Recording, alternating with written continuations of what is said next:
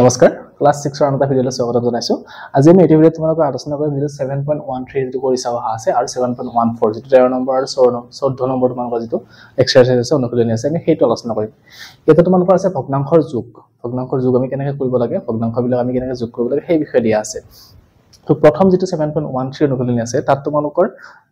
যেটো ভগ্নাংশৰ যোগ আছে এটো চিত্ৰ সহায়ত যোগ কৰাটো আছে আৰু তাৰ পিছৰটো আমাৰ কি আছে ভগ্নাংশ ডাইৰেক্ট যোগ কৰা হিচাপে চিত্ৰ নোহোৱাকৈ যোগ কৰা আছে তো প্ৰথমতে আমি চিত্ৰ সহায়ত যোগ কৰাৰ শিকিলো এগিলা সহজে হয় তাৰ পিছত ভগ্নাংশৰ চিত্ৰ নথকাকৈ আমি কেনেকৈ যোগ কৰিব লাগে আমি সেইখিনি আলোচনা কৰিম এটা প্ৰথম এক নম্বৰ প্ৰশ্নটো আমাক কি দিছে ইয়াতে এনেকুৱা চতুৰ্ভুজ দিয়া আছে চতুৰ্ভুজটোত মুঠ সমানে ভাগ কৰা আছে এনেকৈ ভাগ কৰা আছে আৰু ইয়াতে কেইটা ৰং কৰা আছে কেইটা ওপৰৰ ঘৰগিটা ৰং কৰা আছে এইটো ঘৰ ৰং কৰা আছে এইটো আছে আৰু এইটো ঘৰ ৰং কৰা আছে সেকেন্ড চতুৰ্ভুজটো দিছে একেই নিচিনা এইটোত কি আছে এবাৰ এটা ইয়াতে ৰং কৰা আছে এইটো ঘৰত ৰং কৰা আছে এইটো ঘৰত ৰং কৰা আছে এইটো আছে আৰু এইটো আছে এই দুটা ঘৰত আমাৰ ৰং কৰা নাই এতিয়া আমাক কৈছে যে কি এটা যোগ কৰাৰ পিছত নতুন চতুৰ্ভুজ গঠন হ'ব বা নতুন ভগ্নাংশ হ'ব সেইকিটা ভগ্নাংশটো যোগ কৰিব দিছে প্ৰথমটো চোৱা এটা কেইটা মুঠ ঘৰ আছে 1 2 3 4 5 6 7 8টা আছে তাৰ মানে মুঠ কিমান হ'ব এটো 8 ভাগৰ 1 2 3 4 8 ভাগৰ 4 যোগ এটোত কিমানটা আছে আমাৰ 8 ভাগৰ 1 2 3 4 5 6টা ৰং কৰা আছে 8 ভাগৰ 6টা ৰং কৰা আছে এটা যোগ কৰাৰ পিছত যোগফলটো কেইটা ৰং কৰা হ'ব চোৱা তো যেহেতু ভগ্নাংশটোত কি আছে গোটেইটা 8টা ভাগ কৰা আছে তাৰ ভিতৰত ৰং কৰিছে গতিকে আমি হিচাপ কৰিম যে কিমানটা ৰং কৰা আছে ইয়াতে 1 2 3 4 5 6 7 8 9 10টা তো টোটাল ৰং কৰা কেইটা আছে 10টা আছে গতিকে আমি নতুনটো যেটো উত্তৰ হ'ব সেই উত্তৰটো আমি কি কৰিব লাগিব 10টা ঘৰত ৰং কৰিব লাগিব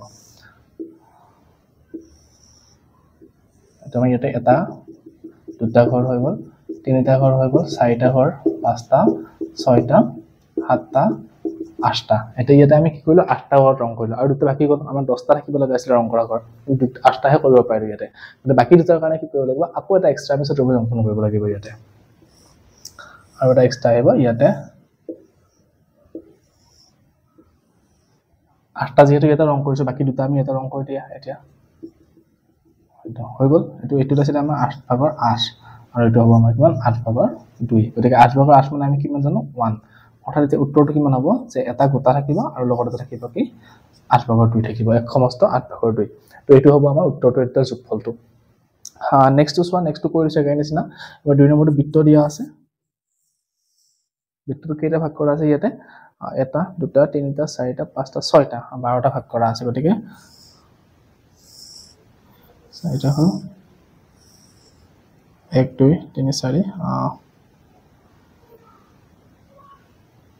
যেটা 12টা যেহেতু কৰা আছে গতিকে আমি সমানকৈ ৰাখিব লাগিব ঘৰকেইটা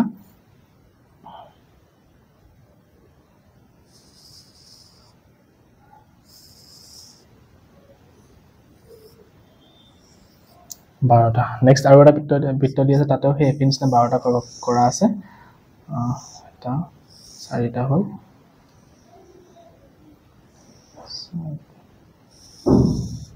এটা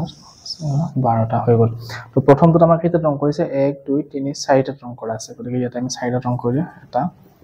দুটা তিনিটা আৰু এটা 4টা আৰু সেকেন্ড বৃত্তটো কেইটা ৰং কৰা আছে ইয়াতে 1 2 3 4 5 6 7 8 9টা ৰং কৰা আছে মনত কৰিলে এটা দুটা তিনিটা চাৰিটা পাঁচটা ছয়টা সাতটা আঠটা নটা তো আমাৰ হৈ গ'ল এটো কিমান আছে এতিয়া 12টা ভাগ আছিল মোৰ তাৰ কেইটা ৰং কৰিছে 1 2 3 4টা ৰং কৰিছিল আৰু এটোত কেইটা আছে আমাৰ 12টা ভাগ আছিল তেনে মুঠ 9টা ৰং কৰিছে তো মুঠ ৰং কৰা ঘৰ কেইটা হ'ল এটা 4টা এটা 9টা 9 4 কিমানটা হ'ব 13টা গতিকে আমি কি কৰিম এতিয়া 13টা ঘৰত ৰং দিব লাগিব তো প্ৰথমতে কি কৰিব লাগিব আকৌ এটা বৃত্ত অংকন কৰা ইয়াক আমি কি কৰিম এতিয়া 12টা ভাগত ভাগ কৰিম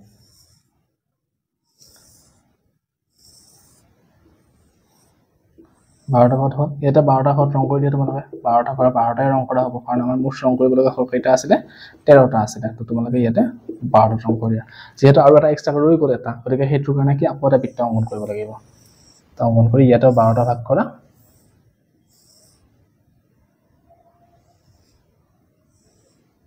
সমান সমান কৰিব লাগিব তোমালোকে ঘৰকেইটা মই এতিয়া সমান সমান হোৱা নাই বাৰু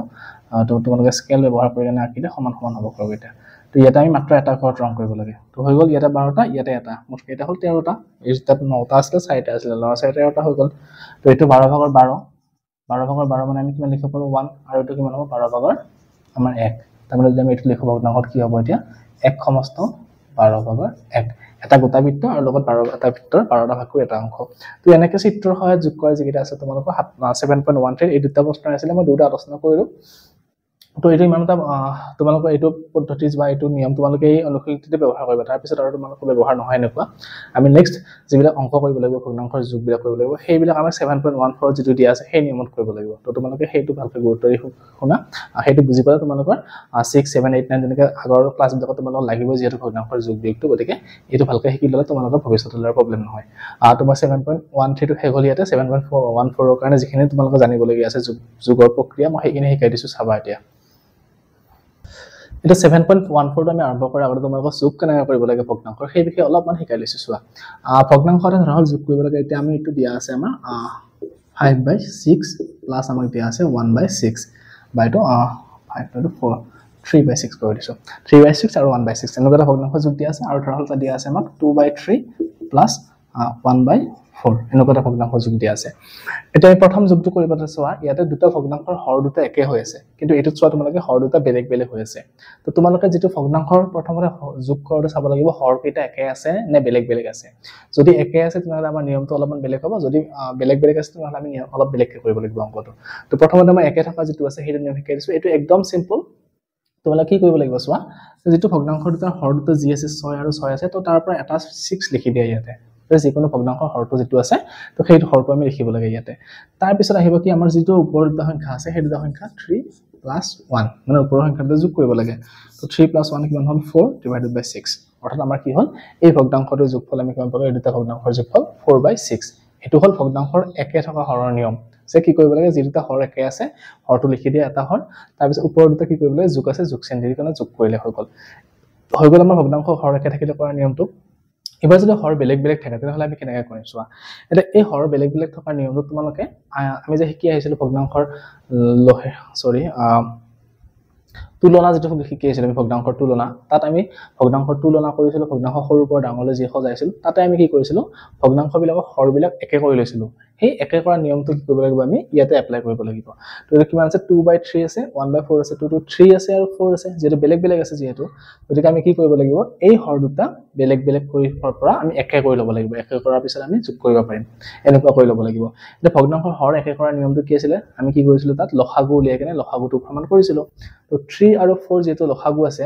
3 আৰু 4 সংখ্যা আছে তো এটা লসাগু উলিয়াব লাগিব 3 আৰু 4 এটা লসাগু উলিওৱাৰ নিয়ম মই তোমালোকক তেতিয়া শিকাইছিলো যাতে সোৱা নাই হেতু ভিডিও চাই লবা সুবিধা হ'ব তো ইয়াতে মই এক্সট্ৰাকে তোমালোকৰ লসাগু উলিওৱা ভিডিও বনাইছো তোমালোকৰ মোৰ চেনেলটোত গলে পাবাগৈ ধুনিয়াকে হেতু চাই লবা সুবিধা হ'ব তোমালোকৰ এতিয়া মই ইয়াতে অলপমান শিকাই দিছো সোৱা 3 আৰু 4 আমি চাব লাগিব ছুটি নিয়মৰ হৰণ কৰা নিয়মটো কৰিলে যদি আমি চাও কি হয় ইয়াতে দুটা সংখ্যাকে হৰণ যোৱা কমন সংখ্যা কি আছে আমি ইয়া লঘিষ্ঠ আকাৰে নিউলে যেনেকৈ হৰণ কৰিছিলো তেনেকৈ কি কৰিব লাগিব এই দুটা হৰণ কৰিব পৰা কমন সংখ্যা কি আছে চাব লাগিব তো 3 আৰু 4 যেহেতু দুটা 3 টো মৌলিক সংখ্যা ইয়া একোৰে হৰণ না যায় বা 4 টো দিলে হৰণ যায় গতিকে এই দুটা সংখ্যা মানে কি আমাৰ একো সংখ্যাৰে হৰণ না যায় তো 1 ৰ বাহিৰে গতিকে আমি কি কৰিম এটা পূৰণ কৰি দিলে আমি লসাগুটো পাই যাম ইয়াৰ তো 3 * 4 আমাৰ কিমান হ'ব 3 4 গুণ 12 অৰ্থাৎ আমি কি পালো এতিয়া দুটা ভগ্নাংশৰে হৰটো আমি কি কৰিব লাগিব 12 ৰ সমান কৰিব লাগিব তো কেনেকৈ কৰিছিলো আমি যে 3 to 2 টো এনেকৈ লিখি ললো পূৰণ কৰিছিলো আমি পূৰণ কৰি কেনে যেহেতু আমি একে কৰিছিলো ভগ্নাংশৰ হৰবিলাক তো তেতিয়া কি হ'ব 3 ৰ লগত কিমান পূৰণ কৰিলে 12 হ'ব আমি হেতু চাব লাগিব তো 3 4 গুণ যেহেতু 12 4 লিখা ইয়াতে ওপৰটো 4 লিখি দিয়া 2 4 2 পূৰণ 4 একে নিচিনাকৈ প্লাস যোগ চিন আছে যোগ চিন দিয়া তাৰ পিছত আকৌ এটা ভগ্নাংশ আছে এটা ভগ্নাংশ লিখি দিয়া তোমাৰ হলটো 1/4 এটা পূৰণ চিন দিয়া আকৌ ওপৰত অলপ পূৰণ চিন দিয়া দি কেনে চোৱা 4 লগত এবাৰ কি পূৰণ কৰিলে 12 হ'ব হেতু চোৱা 4 লগত যেটো আমি 3 পূৰণ কৰিলে 12 হ'ব 4 3 গুণ 12 গতিকে ইয়াতে তোমালোকে 3 লিখি দিয়া এটাও 3 লিখি দিয়া হৈ গ'ল তো এতিয়া চোৱা 2 4 গুণ কিমান হয়তো 8 3 4 গুণ কিমান হ'ল 12 আকৌ এটো চোৱা 3 গুণ 3 3 4 গুণ কিমান হ'ল 12 এতিয়া যদি তোমালোকে ভগ্নাংশটো লক্ষ্য কৰা এটা চোৱা হৰ দুটা একে হৈ গ'ল 12 12 হয় এতিয়া আমি কি কৰিব পাৰিম দুটা যোগ কৰিব পাৰিম তো যিকোনো হৰ এটা লিখি দিয়া 12 ওপৰৰ দুটা আমি কি কৰিব লাগিব 8 + 3 তো কিমান হ'ব 8 3 11 আৰু তলত থাকিব কিমান 12 তো আমি এই নিয়মখিনি এপ্লাই কৰি কেনে কি কৰিব পাৰিম ভগ্নাংশবিলাকৰ যদি হৰ বেলেগ বেলেগ থাকে এনেকৈ আমি যোগ কৰিব পাৰিম আৰু হৰ একে থাকিলে আমাৰ প্ৰবলেম নাই এনেকৈ ডাইৰেক্ট যোগ কৰি দিলে হৈ গ'ল তো তোমালোকে এই দুটা নিয়ম শিকিব লাগিব তাৰ পিছত আমি 7.14 যেটা অনুশীলনী অংককেইটা আছে সেইকেইটা ধুনীয়াকৈ কৰিব পাৰিম এবাৰ আমাক এতিয়া 1 নম্বৰটো কি দিছে চোৱা 7.14 যেটো 1 নম্বৰ কৰিব দিছে যোগ কৰিব দিছে দুটা এতিয়া আমি প্ৰথমতে চাব লাগিব কি যে তাৰ হৰ দুটা একে আছে নে নাই এতিয়া চোৱা ইয়াতে 4 আৰু 3 অৰ্থাৎ হৰ দুটা কি হৈ আছে বেলেগ বেলেগ হৈ আছে তো আমি কি কৰিব লাগিব ইয়াৰ লসাগু উলিয়াব লাগিব তো 4 আৰু 3 লসাগু উলিয়ালে আমি এই মাত্ৰ উলিয়াইছিলো যে এই দুটা একো সংখ্যাৰে হৰণ নাযায় যেহেতু কমন সংখ্যাৰে ওদিকে আমি এই দুটা পূৰণ কৰি দিলে হৈ যাব তো 4 3 কিমান হ'ল 12 অৰ্থাৎ আমি কি কৰিব লাগিব দুটা সংখ্যাৰে হৰ দুটা 12 লে আমি ৰূপান্তৰ কৰিব লাগিব তো কেনেকৈ ৰূপান্তৰ কৰিছিলো 3/4 into দিয়া এটো হ'ব কিমান 4 লগত কিমান পূৰণ কৰিলে 12 হয় হেতু চোৱা 4 3 12 এটো লগত 3 পূৰণ কৰা একে নিচিনাকৈ আমি কি হ'ব 1/3 যেটো আছে 1/3 টো আমি কৰিব লাগিব তো 1/3 এনেকৈ লিখি কেনে পূৰণ চিন দিয়া 3 লগত কি পূৰণ কৰিলে 12 হ'ব 3 4 12 গতিকে 4 লিখি দিয়া ইয়াতেও 4 লিখি দিয়া হৈ গ'ল এখিনি এটা পূৰণ কৰি দিয়া 3 3 গুণ 9 3 4 গুণ কিমান 12 যোগ 4 গুণ কিমান 4 4 3 গুণ কিমান হ'ব এটো 12 এটা সব দুটা হৰটা একে হৈ গ'ল একে হোৱাৰ নিয়মটো আমাৰ কি আছিল এতিয়া 12 পৰা এটা 12 লিখি দিব লাগিব আৰু ওপৰৰ দুটা যোগ কৰিব লাগিব তো 9 4 কিমান হ'ব 13 12/13 এতিয়া এইটো উত্তৰ আমি লিখি থব পাৰো এনেকে নহলে আমি কি কৰিব পাৰো ইয়া মিশ্ৰ ভগ্নাংশলৈ ৰূপান্তৰ কৰিব পাৰো কাৰণ এটো কি হৈ আছে আমাৰ অপ্ৰকৃত ভগ্নাংশ হৈ আছে তো মিশ্ৰ ভগ্নাংশ নিলে কিমান হ'ব এটো 12 ৰে 13 হৰণ কৰিলে আমি পাম এনেকুৱা 12 ৰে 13 হৰণ কৰিব একবাৰ দিলে 12 বাৰ যাব বাকি 1 থাকিব অৰ্থাৎ এটো দিব লাগিব সমস্ত হিচাপে 1 সমস্ত 12/1 তো তোমালোকে এটা মিশ্ৰ ভগ্নাংশলৈ ৰূপান্তৰ কৰা মই শিকাইছো আগৰ ভিডিও কেইটা তো তোমালোকে হেটা চাই লব পাৰা সুবিধা হ'ব গতিকে আমি এইটোৰ যোগফলটো আমি কিমান পালো এতিয়া 1 সমস্ত 12/1 এক নম্বৰটো হৈ গ'ল এবাৰ দুই নম্বৰটো চোৱা এটোত কি আছে 3 আৰু 6 অৰ্থাৎ হৰ দুটা কি হৈছে বেলেগ বেলেগ হৈ আছে তো 3 আৰু 6 আমি কি কৰিম এতিয়া লসাগু উলিয়াম 3 6 তো দুটাকে কি হৰণ যাব 3 ৰে হৰণ যাব 3 গুণ 3 3 2 গুণ 6 আৰু তো যেহেতু হৰণ না যায় আমি লসাগু কিমান পাম এতিয়া 3 পূৰণ 1 পূৰণ 2 গতে এটা পূৰণ কৰিব লাগিব 3 গুণ 3 3 2 গুণ 6 অৰ্থাৎ আমি গম পালো যে কি 3 আৰু 6 লসাগু কিমান এতিয়া 6 অৰ্থাৎ আমি কি কৰিব লাগিব গোটেই কিটা ভগ্নাংশৰ হৰকেটা 6 লৈ ৰূপান্তৰ কৰিব লাগিব তো প্ৰথমটো কি হ'ব 2 পূৰণ 3 পূৰণ এটো 3 লগত কি পূৰণ কৰিলে 6 হ'ব 3 2 গুণ 6 2 লিখি দিয়া 2 2 গুণ 6 হৈ যাব সৰি এটো প্লাস এবাৰ এটো 6 আছে অলৰেডি গতিকে আমি তো পূৰণ নকৰিলে কথা নাই একো বা এটো এটা পূৰণ কৰি দিলে আমাৰ হৈ যাব এটা পূৰণ ফল কেইটা লিখি দিয়া 2 2 গুণ কিমান 4 3 2 গুণ 6 যোগ 6 গুণ 6 5 গুণ 5 তো এটো হ'ব আমাৰ 6 আৰু এটো কিমান হ'ব ওপৰত 4 যোগ 5 ভগ্নাংশৰ হৰ একে হলে এনেকা 6 লিখিব লাগে আৰু ওপৰত যোগ কৰিব লাগে তো 4 এৰ পাছে কিমান হ'ল 9 9 বাই আমাৰ কিমান পালো এতিয়া 6 পালো এতিয়া আমি এটো লঘিষ্ঠ আকাৰত নিব পাৰো আমি লঘিষ্ঠ আকাৰৰ নিয়মটো শিকি আহিছো অলৰেডি যে দুটাকে কি কৰিব লাগিব একে সংখ্যাৰে তো কমন সংখ্যাৰে বা কমন যেটো উৎপাদক আছে সাধাৰণ উৎপাদক হেতুৰে আমি হৰণ কৰিব লাগে তো দুটাকে আমি কিহেৰে হৰণ কৰিব পাৰো 2 ৰে হৰণ কৰিব 3 ৰে হৰণ কৰিব পাৰো এটো 3 ৰে হৰণ যাব এটো 3 ৰে হৰণ যাব তো গলে কিমান হ'ব 3 3 ৰে হৰণ কৰিলে 2 বাৰ থাকিব আৰু 3 9 3 ৰে হৰণ কৰিলে 3 বাৰ থাকিব তাৰ মানে এটো উত্তৰ আমাৰ কিমান পালো 2/3 পালো আকৌ চোৱা 2/3 এটা অপ্ৰকৃত ভগ্নাংশ হৈ আছে তাক আমি কি কৰিব পাৰো মিশ্ৰ ভগ্নাংশলৈ নিব পাৰো তো মিশ্ৰ ভগ্নাংশলৈ নিলে কিমান হ'ব এটো উত্তৰ 1 সমস্ত 2/1 তো হৈ গ'ল উত্তৰটো তো আমি এটা যোগফলটো আমি কিমান পালো 1 সমস্ত 2/1 তো 2 নম্বৰটো হৈ গ'ল এবাৰ 3 নম্বৰটো আমি চাও এবাৰ আমাৰ 3 নম্বৰটো কি আছে তিনিটা ভগ্নাংশ দিয়া আছে এবাৰ তিনিটা ভগ্নাংশ দিলে আমাৰ একো প্ৰবলেম নাই আমি কি তিনিটা ভগ্নাংশ লসাগুটো ললে হৈ যাব তো এতিয়া চোৱা গোটেই কিটা ভগ্নাংশতে কি হৈ আছে আমাৰ হৰ কেইটা বেলেগ বেলেগ অৰ্থাৎ 3 5 আৰু 7 আমি লসাগু ল'ব লাগিব তো তোমালোকে চোৱা 3 5 7 তিনিটা মৌলিক সংখ্যা তো ইয়াক আমি হৰণ কৰিব পৰা অৱস্থাত নাই আমি ডাইৰেক্ট এইকেইটা পূৰণ কৰি দিলে আমি লসাগুটো পাই যাম ইয়াৰ তো কিমান হ'ব এটো 7 3 গুণ 21 আৰু 5 21 কিমান হ'ব 105 গতিকে তিনিটা লসাগু আমি কিমান পাম এতিয়া 105 গতিকে আমি এইটো ভগ্নাংশ 105 কৰিব লাগিব এইটো ভগ্নাংশ 105 কৰিব লাগিব এটো আমি কি কৰিব লাগিব 105 কৰিব লাগিব তো কৰা এতিয়া 3/2 পূৰণ 3 এই 3 লগত কি পূৰণ কৰিলে 105 হ'ব 3 35 গুণ 105 গতিকে এটো 105 আৰু এটোকো 35 এৰ পূৰণ কৰি দিয়া এটোকো আমি কি কৰিব লাগিব এতিয়া 4/5 গতিকে দুটাকে আমি চাব লাগিব 5 ৰ লগত কি পূৰণ কৰিলে 105 হয় 5 ৰ লগত যেটো 21 পূৰণ কৰিলে 105 হয় গতিকে 21 পূৰণ কৰি দিয়া এটো হ'ব আমাৰ 21 যোগ এটো আমাৰ কিমান আছে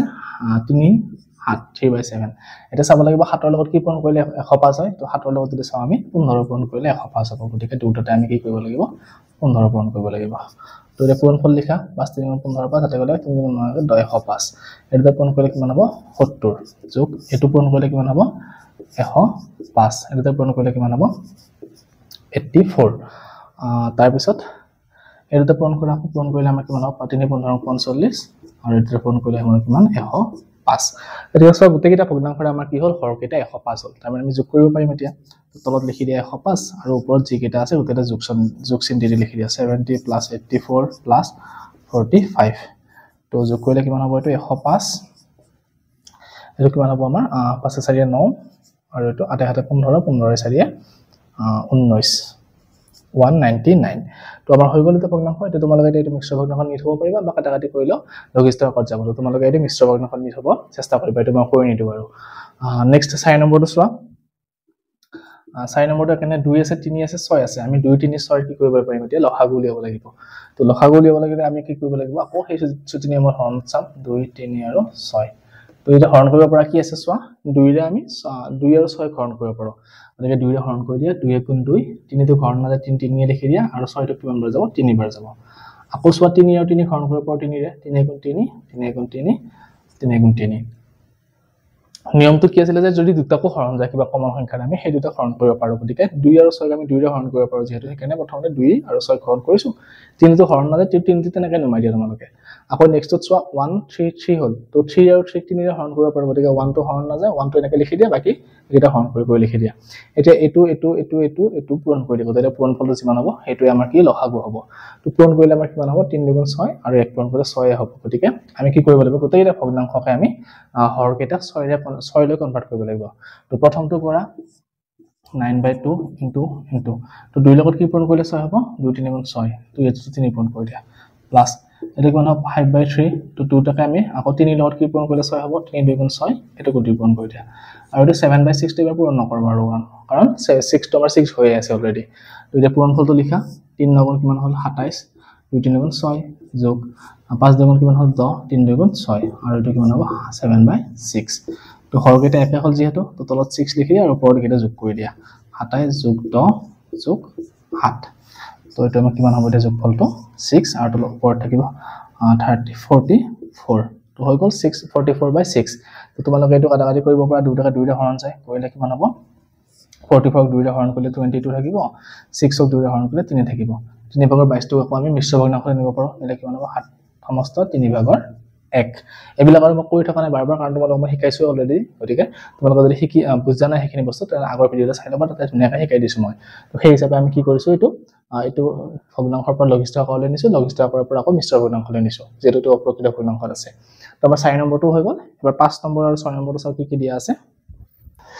এইবাৰ 5 নম্বৰটো চোৱা একদম সহজে হৈ আছে ইয়াতে গোটেইটা হৰ যেটো একে হৈ আছে তো আমি যোগ কৰিব সহজে হ'ব তো তোমালোকে কি লিখিব লাগিব প্ৰথমতে 7 7 7 গলিয়া হৰটো 7 লিখি দিয়া বাকি ওপৰতে যোগ চিহ্ন লিখি দিয়া 1 + 2 + 3 তো কিমান হ'ব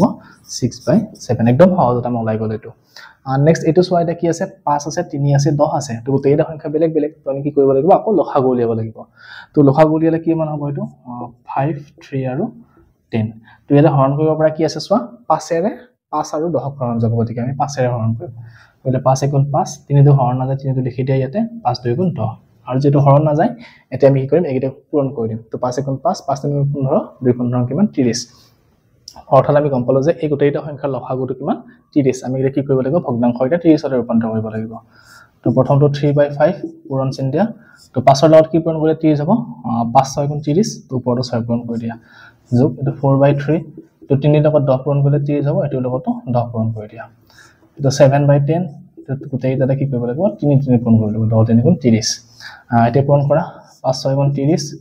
6 3 গুণ 18 যোগ 4 গুণ 40 3 10 গুণ 30 আৰু এটা কিমান হ'ব 7 3 গুণ 21 আৰু 10 3 গুণ 30 তো এতিয়া চোৱা গোটেইটা ভগ্নাংশৰ হৰকেটা কি হ'ল একে হৈ গ'ল এতিয়া আমি নিয়মটো এপ্লাই কৰিলে যোগ কৰিব পাৰিম তো তলত 30 লিখি দিয়া ওপৰত 18 যোগ 40 যোগ 21 তো যোগ কৰিলে কিমান হ'ব এটো আমাৰ 8 1 9 4 1 5 79 তো 79/30 হল তো তোমালোকে এটো মিশ্ৰ ভগ্নাংশ নি থব পাৰা মিশ্ৰ ভগ্নাংশ নিলে কিমান কি কৰিব লাগিব আমি 79 এনেকে 30 ৰ হৰণ কৰিব তো দুইবাৰ যাব 30 2 গুণ 60 কিমান আহিব 19 গতিকে আমাৰ হ'ব কিমান 2 সমস্ত 30/19 তো আমাৰ হৈ গ'ল এটো ভগ্নাংশ যোগ কৰোতে আমি উত্তৰটো কিমান পালো এই তিনিটা ভগ্নাংশ যোগ কৰোতে 2 সমস্ত 30/19 তো তোমালোকে যদি এইখিনিটো উত্তৰটো কৰি থৈ আহা তেতিয়াও ভুল নহয় কিন্তু তো হলে এনেকৈ কৰি থৈ আহাটো ভাল কাৰণ আমি যেটো শিকিছো মিশ্ৰ ভগ্নাংশৰ পৰা অপ্ৰকৃত ভগ্নাংশলৈ নিয়া গতিকে সেইখিনি বস্তু আমি ইয়াতে এপ্লাই কৰিব লাগিব তো 7.14 এই 6টা প্ৰশ্ন দিয়া আছে আমি গোটেইটা আলোচনা কৰিলো তোমালোকে যদি বুজি পোৱা সুবিধা হৈছে চেনেলটো সাবস্ক্ৰাইব কৰিবা লগৰবিলাকৰ লগত শ্বেয়াৰ কৰিবা আৰু ইয়াৰ পিছৰ ভিডিওটো মই তোমালোকৰ 7.15 বা 16 কিটা আলোচনা কৰিম তো তোমালোকে চাই থাকিবা ভিডিওটা ধন্যবাদ